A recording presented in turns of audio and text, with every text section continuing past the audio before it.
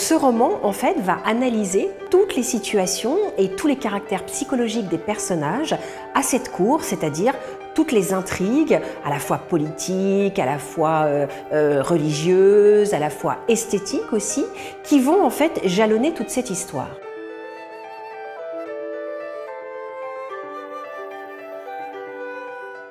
Le Didi Genji, écrit par Murasaki Shikibu à la fin du XIe siècle, relate les aventures du prince Hiraku Genji, qui est le fils d'un empereur mais qui n'est pas destiné à régner. L'autrice Murasaki Shikibu est une aristocrate qui vit à la cour.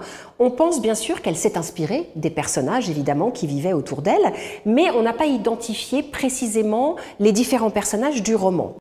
Ce qui est intéressant avec ce roman, et c'est la raison pour laquelle il est considéré comme le premier roman psychologique de la littérature, c'est qu'elle s'attache à décrire les personnages, à décrire les situations, et pas simplement finalement à inventer une histoire romanesque.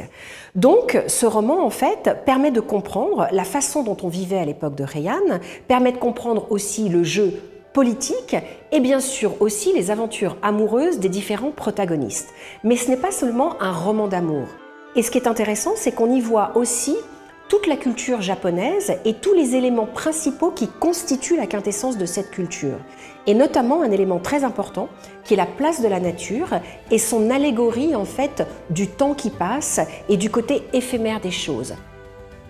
Dès la parution de l'ouvrage, des artistes vont l'illustrer. Et on assiste au développement d'une iconographie extrêmement riche, d'abord en peinture, puis en sculpture, en art décoratif, et enfin en estampes jusqu'au manga. Et ces représentations, elles sont caractérisées par un genre très particulier qu'on appelle le Yamato-e. C'est l'idée, en fait, qu'on puisse regarder la scène du dessus. Au 19e, on va créer une sorte de parodie du Genji, c'est assez étonnant, c'est ce qu'on appelle des mitate, c'est-à-dire que ce sont des scènes, mais qui sont réadaptées, réinterprétées dans la vie contemporaine. On habille les femmes avec des kimonos de l'époque Edo, on les fait prendre des poses qui sont très différentes en fait de ce qu'on peut voir dans l'iconographie classique du Genji. Et quand arrive le XXe siècle et le développement de l'anime au Japon et du manga, eh bien tous les grands mangaka vont l'illustrer.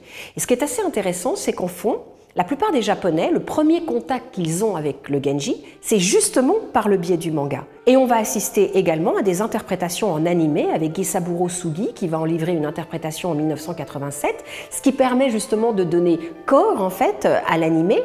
Et puis d'autres artistes comme Harumo Sanazaki qui est une mangaka contemporaine et qui va en livrer une version plus girly en fait, avec des planches qui s'inscrivent plutôt dans le genre shoujo qui est un genre destiné aux jeunes femmes.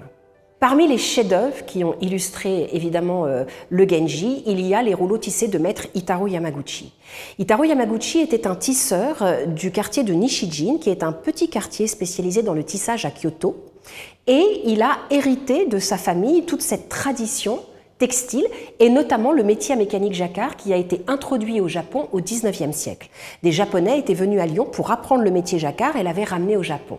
Lorsqu'à 70 ans, après toute une carrière de tissage, il décide de livrer vraiment un chef-d'œuvre pour montrer que l'art du tissage est un art majeur à part entière au même titre que la peinture. Il décide de reproduire en tissage les rouleaux peints de l'époque de Heian du XIIe siècle qui sont des trésors nationaux qui sont conservés au Japon. Il était fasciné par ces rouleaux qui représentent 19 scènes du roman, le roman qui a en totalité 54 chapitres, et il décide de les reproduire en tissage.